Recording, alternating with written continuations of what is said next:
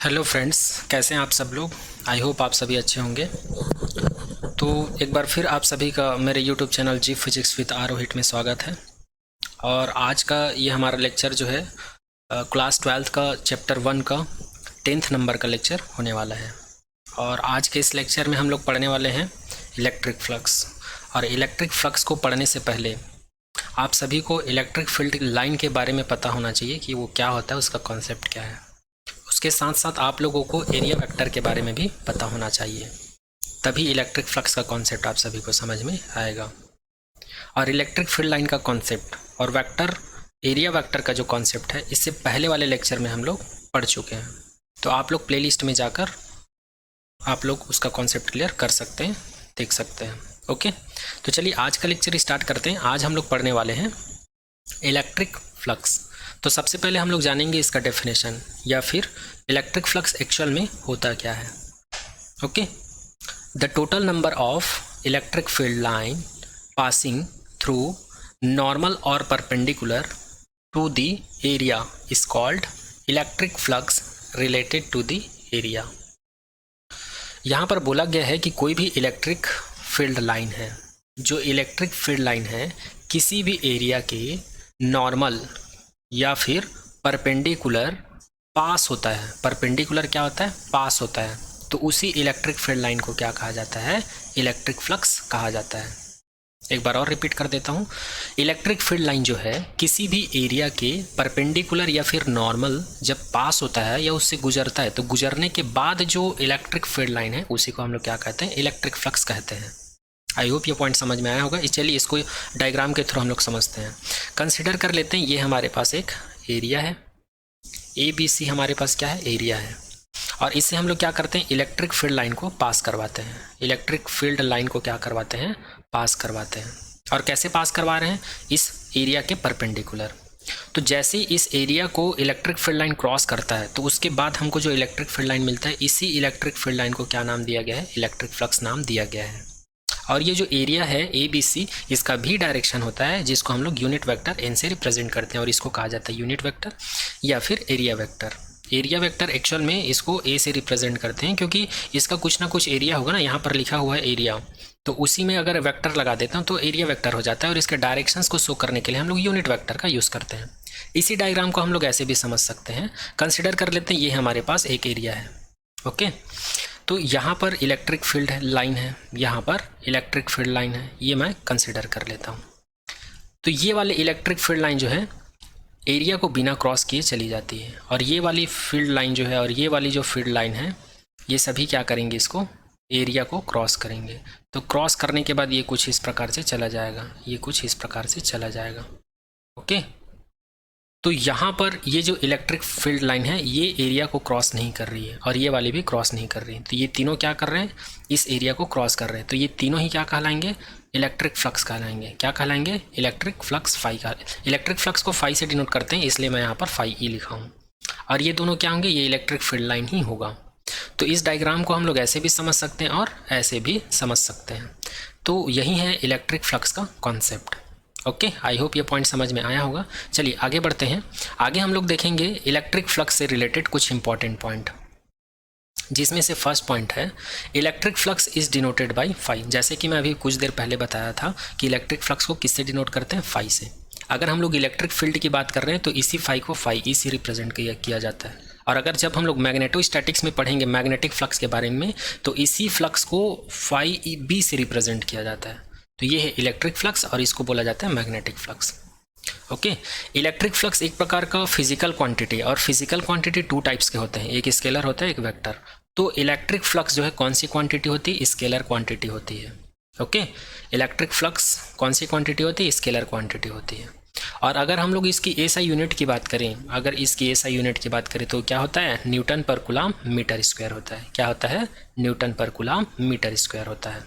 और अगर हम लोग इसके मैग्नीट्यूड की बात करें तो इलेक्ट्रिक फ्लक्स जो है जीरो भी हो सकता है, जीरो भी हो सकता है, और पॉजिटिव भी हो सकता है, और निगेटिव भी हो सकता है। तो ऐसा कौन सा कंडीशन है जिसमें इलेक्ट्रिक फ्लक्स का वैल्यू हमको नेगेटिव मिलता है? ऐसा कौन सा कंडीशन है जिसमें इसका वैल्यू पॉजिटिव मिलता है और जीरो मिलता है? ये सारा चीज़ हम लोग आगे अभी डिस्कस करेंगे। ओके, नेक्स्ट बात करते हैं 5 पॉइंट की, तो electric flux it is depend on the following parameters. First electric field, second area vector, third angle. जो इलेक्ट्रिक फ्लक्स है वो 3 पैरामीटर्स के ऊपर डिपेंड करते हैं, जिसमें से फर्स्ट पैरामीटर है इलेक्ट्रिक फील्ड, सेकेंड पैरामीटर है आपका एरिया वेक्टर और थर्ड है एंगल। और ये एंगल किसके किसके बीच का एंगल है? ये जो इलेक्ट्रिक फील्ड लाइन है और ये जो एरिया वेक्टर है दोनों के बीच का एंगल है, इसी के ऊपर ये डिपेंड करता है। तो चलिए इसी पॉइंट को आगे कवर करते हैं कि ये कैसे डिपेंड करता है और इसका वैल्यू बढ़ता है कि घटता है, तो ये सारा चीज़ हम लोग देखने वाले हैं। तो इलेक्ट्रिक फ्लक्स में डेफिनेशन के बाद नेक्स्ट पॉइंट हम लोग कवर करने वाले वो है डिपेंडेंसी ऑफ इलेक्ट्रिक फ्लक्स। तो सबसे पहले हम लोग देखते हैं कि इलेक्ट्रिक फ्लक्स जो है किसके ऊपर डिपेंड करता है जी? इलेक्ट्रिक फील्ड लाइन के ऊपर डिपेंड करता है।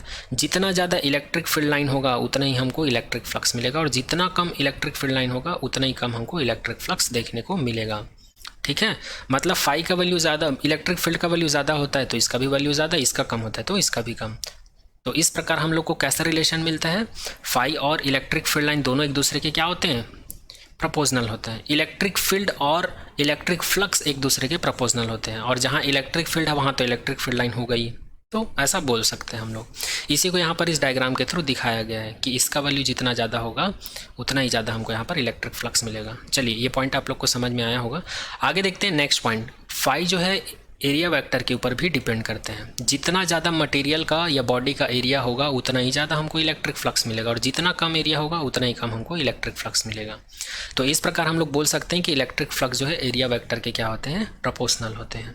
इसको इस डायग्राम के थ्रू समझ सकते हैं। एक एरिया हमारे पास A1 है और A1 का एरिया देख रहे हैं छोटा है, दूसरा एरिया हमारे पास A2, तो A2 का एरिया इससे बड़ा है। तो ज़्यादा इलेक्ट्रिक फील्ड लाइन किस में से पास होकर गुजरेंगे? तो जाहिर सी बात है A2 में से गुजरेंगे। तो यहाँ से हम लोग बोल सकते हैं कि एरिया A1 में से जो इलेक्ट्रिक फ्लक्स हमको मिलेगा वो हमको कम मिलेगा इसके कंपैरिजन में A2 एरिया वाले से जो इलेक्ट्रिक फ्लक्स मिलेंगे उसके कंपैरिजन में। तो ये रिलेशन हमको मिल जाता है। तो इस प्रकार से हम लोग बोल सकते हैं कि इलेक्ट्रिक फ्लक्स जो है एरिया वेक्टर के क्या होते हैं? प्रोपोर्शनल होते हैं। चलिए नेक्स्ट पॉइंट की बात करते हैं, थर्ड पॉइंट की। हम लोगों ने देखा था कि इलेक्ट्रिक फ्लक्स जो है किसके ऊपर डिपेंड करता है? थीटा के ऊपर, एंगल के ऊपर। किसके किसके बीच का एंगल? इलेक्ट्रिक फील्ड लाइन और एरिया वेक्टर के बीच का। तो हम लोग कंसिडर कर लेते हैं यहाँ पर एक एरिया वेक्टर, एरिया ले लिए हैं फिर से ABCD, और इसका डायरेक्शन हम लोग पिछले लेक्चर में देख चुके हैं। एरिया, किसी भी एरिया का जो डायरेक्शन है वो उसके परपेंडिकुलर होता है। तो इस ABCD का एरिया का परपेंडिकुलर क्या होगा? ये डायरेक्शन होगा, और यही डायरेक्शन इलेक्ट्रिक फील्ड का भी आप लोग देख सकते हैं। तो ये एरिया वेक्टर का डायरेक्शन है और ये इलेक्ट्रिक फील्ड का डायरेक्शन है, दोनों का डायरेक्शन सेम है। और हम लोग को पता है किसी भी दो वेक्टर का डायरेक्शन जब सेम होता है तो दोनों के बीच कितना एंगल बनता है? Theta is equal to 0 degree बनता है। ओके, और जब 0 डिग्री होता है तो यहाँ से ये जो इलेक्ट्रिक फील्ड लाइन है जाहिर सी बात है इस एरिया को क्रॉस कर रहे हैं, और जब इस एरिया को इलेक्ट्रिक फील्ड लाइन क्रॉस कर रहे हैं तो जाहिर सी बात है हमको क्या मिलेगा? इलेक्ट्रिक फ्लक्स मिलेगा। इसका मतलब यहाँ पर इलेक्ट्रिक फ्लक्स 0 नहीं हो सकता, नॉट इक्वल टू 0 होगा। मतलब यहाँ पर कुछ ना कुछ इलेक्ट्रिक फ्लक्स मिलेगा, और वो इलेक्ट्रिक फ्लक्स का वैल्यू कैसा होगा? मैक्सिमम। इसको आगे देखेंगे कैसे मैक्सिमम होता है। तो यहाँ पर क्या होगा? मैक्सिमम होगा। तो ये हो गई केस 1 की बात। तो ये केस 1 याद रखिएगा। अब केस 2 की बात करते हैं। चलिए इसको मैं केस 1 और इसको केस 2 का नाम दे देता हूँ। इसको मैं केस 2 का नाम दे देता हूँ। अब केस 2 में हम लोग क्या करते हैं? इसी एरिया वेक्टर को ABCD, इसको मैं क्या कर देता हूँ? 90 डिग्री पर रख देता हूँ। ये जो इलेक्ट्रिक फील्ड लाइन है इससे मैं अपने एक जो मटेरियल है या जो एरिया है उसको 90 डिग्री पर रख देता हूँ। तो इस सिचुएशन में आप लोग देख पा रहे हैं यहाँ पर कोई भी इलेक्ट्रिक फील्ड लाइन इस एरिया को क्रॉस नहीं कर रहे हैं, कोई भी इलेक्ट्रिक फील्ड लाइन इस एरिया को क्रॉस नहीं कर रहे हैं। और जब कोई भी इलेक्ट्रिक फील्ड लाइन एरिया को क्रॉस नहीं करेगी तो इलेक्ट्रिक फ्लक्स हमको नहीं मिलेगा। मतलब इलेक्ट्रिक फ्लक्स का वैल्यू क्या हो जाएगा? 0 हो जाएगा। तो इलेक्ट्रिक फ्लक्स का वैल्यू क्या हो जाएगा यहाँ पर? सॉरी फॉर दैट, यहाँ पर मिनिमम होगा। इलेक्ट्रिक फ्लक्स का वैल्यू क्या हो जाएगा जी इस केस में? जी मिनिमम हो जाएगा। क्या हो जाएगा? मिनिमम। और यहाँ पर ये थीटा इज इक्वल्स टू 90 कैसे, एक बार और बता देता हूँ। ये एरिया है और इस एरिया का डायरेक्शन जो है हमेशा परपेंडिकुलर कंसिडर किया जाता है, और ये इलेक्ट्रिक फील्ड का डायरेक्शन है। तो यहाँ पर देख सकते हैं दोनों के बीच का एंगल कितना होगा जी? 90 डिग्री होगा। तो इसी को यहाँ पर लिखा हुआ है। आई होप ये पॉइंट भी आप लोगों को समझ में आया होगा। तो केस 1 में हमको क्या मिला है? इलेक्ट्रिक फ्लक्स का वैल्यू मैक्सिमम। केस 2 में हमको क्या मिला? इलेक्ट्रिक फ्लक्स का वैल्यू क्या हुआ गया? मिनिमम हो गया। आगे देखते हैं। ऊपर हम लोगों ने अभी देखा फाई का वैल्यू मैक्सिमम मिल रहा था। कौन से केस में? जब थीटा का वैल्यू क्या था? 0 था। और फाई का वैल्यू हम लोग को क्या मिल रहा था, मिनिमम मिल रहा था। कब मिल रहा था, जब थीटा का वैल्यू क्या था, 90 डिग्री था। ओके, तो ये दोनों रिलेशन जो है कौन से रिलेशन से सेटिस्फाइड होंगे, तो ये दोनों रिलेशन जो है इस रिलेशन से सेटिस्फाइड होते हैं। मतलब यहाँ से हम लोग बोल सकते हैं कि फाई जो प्रोपोर्शनल होता है कॉस थीटा के। अब ऐसा क्यों, ऐसा इसलिए क्योंकि जब थीटा का वैल्यू 0 होता है तो कॉस थीटा का value cos 0 is equals to क्या हो जाता है, 1 हो जाता है। तो इस सिचुएशंस में हमको फाई का कुछ ना कुछ वैल्यू मिलता है, फाई का वो कुछ ना कुछ वैल्यू मिलता है। यहाँ पर फाई क्या हो जाता है, मैक्सिमम हो जाता है। ओके, अब अगर हम लोग एंगल को क्या कर दें, 90 कर दें, तो कॉस थीटा का जो वैल्यू है इक्वल हो जाएगा कॉस 90 के, और कॉस 90 का जो वैल्यू है कितना होता है, 0 होता है, ये हम लोग को पता है। तो यहाँ पर फाई का वैल्यू क्या हो जाता है, 0, मतलब यहाँ पर फाई का वैल्यू क्या हो जाएगा, मिनिमम हो जाएगा। और नॉट इक्वल टू यहाँ पर 0 है। एक्चुअल में यहाँ पर कॉस थीटा का थीटा इज इक्वल्स टू 0 रखेंगे तो कॉस जो इलेक्ट्रिक फ्लक्स का वैल्यू जो है 1 मिलेगा, और इसी को कॉस थीटा का मैक्सिमम वैल्यू कहा जाता है। ये तो पता ही होगा आप लोग को, कॉस थीटा का जो मैक्सिमम वैल्यू होता है वो +1 होता है, मिनिमम जो होता है -1 होता है। ओके, तो यहाँ पर +1 मिला है मतलब ये मैक्सिमम होगा ना, और यहाँ पर 0 मिला है तो ये -1 जो है 0 के नीचे है, तो 0 भी तो इसके +1 के कंपैरिजन में मिनिमम होगा। तो इसलिए यहाँ पर हम लोग बोल सकते हैं कि यहाँ पर इलेक्ट्रिक फ्लक्स का वैल्यू क्या होगा, मिनिमम। तो इस प्रकार से ये रिलेशन जो है इन दोनों कंडीशंस को ही सेटिस्फाइड कर रहे हैं। ओके, आई होप ये पॉइंट भी आप लोगों को समझ में आया होगा। चलिए आगे देखते हैं।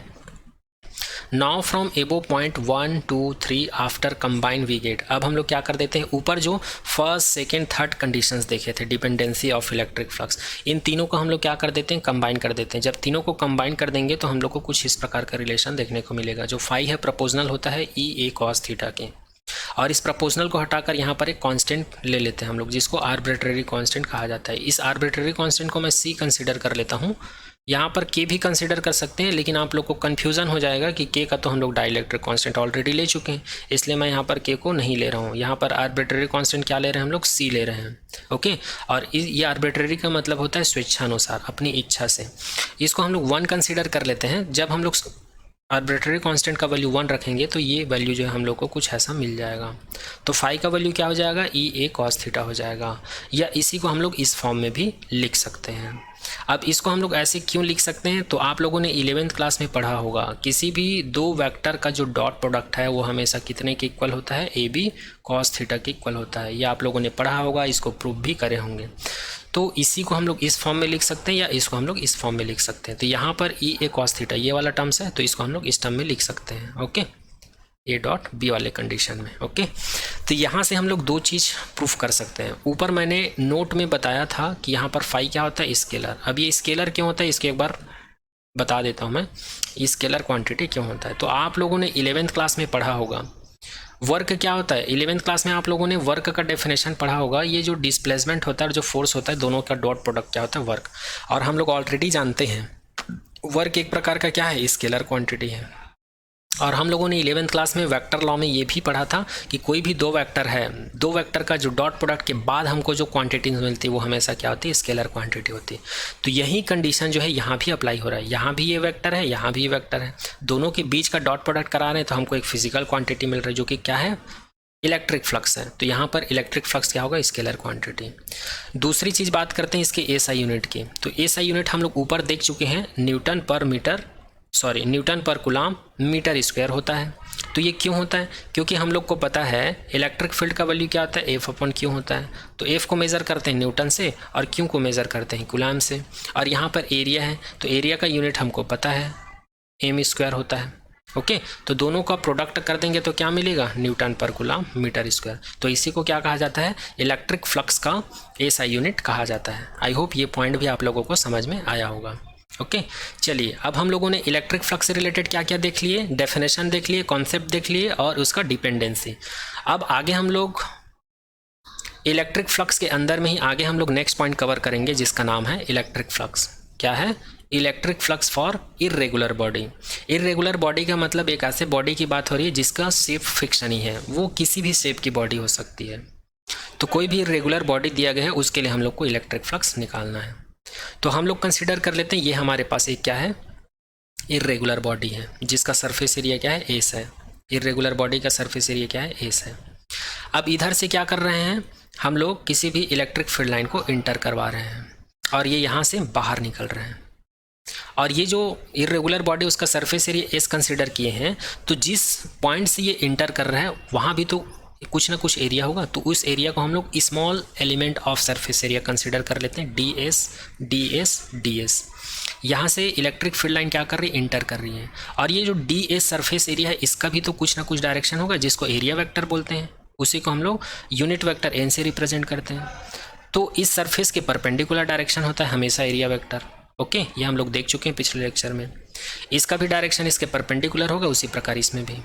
अब एक चीज़ और, यहाँ पर ये जो इलेक्ट्रिक फील्ड लाइन जो है इंटर कर रही है, और यहाँ पर ये जो सरफेस एरिया इसका डायरेक्शन कुछ ऐसा है, यूनिट वेक्टर ई, और ये इलेक्ट्रिक फील्ड लाइन है। तो दोनों के बीच का एंगल हम लोग पढ़ चुके हैं पहले, एंगल को कैसे मेज़र किया जाता है, एंटी क्लॉकवाइज डायरेक्शन में। तो अगर यहाँ पर मैं एंटी क्लॉकवाइज डायरेक्शन में कुछ ऐसा ड्रॉ करूं तो यहाँ पर थीटा का वैल्यू मिलेगा, और ये थीटा का वैल्यू आप लोग देखकर बता सकते हैं कि थीटा का वैल्यू ज़्यादा है। किससे ज़्यादा है, 90 डिग्री से। ये 90 डिग्री कब होता, जब यहाँ पर एक स्ट्रेट लाइन होता, ऐसे एक ऐसी स्ट्रेट लाइन होता, तब इन दोनों के बीच का एंगल कितना होता है, 90। लेकिन ये तो यहाँ पर है, तो इसलिए इसका वैल्यू क्या हो जाएगा, 90 डिग्री से ज़्यादा हो जाएगा। तो इसी को यहाँ पर लिखा हुआ है theta greater than 90, theta greater than 90, theta greater than 90। I hope ये पॉइंट भी समझ में आया होगा। तो ये हम लोग स्टडी कर लिए हैं, जब कोई भी इलेक्ट्रिक फील्ड लाइन इंटर करता है तो वहाँ पर हमको कौन कौन से सिचुएशन मिलते हैं। अब इसी प्रकार हम लोग सेकेंड कंडीशन की बात करेंगे, जब ये इलेक्ट्रिक फील्ड लाइन इस इरेगुलर बॉडी को पास करके, परपेंडिकुलर पास करके जब बाहर निकलती है, तो इसी को तो हम लोग क्या बोलते हैं, फ्लक्स बोलते हैं। अब यहाँ पर जब ये बाहर निकल रहे हैं तो कुछ ना कुछ स्मॉल एरिया होगा, ठीक है। तो उस स्मॉल एरिया को फिर से हम लोग डी एस कंसिडर किए हैं, और इस small element of surface area का कुछ ना कुछ डायरेक्शन होगा जिसको हम लोग यूनिट वेक्टर एन से रिप्रेजेंट करते हैं। अब यहाँ पर ये जो इलेक्ट्रिक फील्ड है, लाइन है, और ये जो एरिया वेक्टर, दोनों के बीच का जो एंगल बनेगा यहाँ पर थीटा से, थीटा जो है 90 डिग्री से छोटा होगा।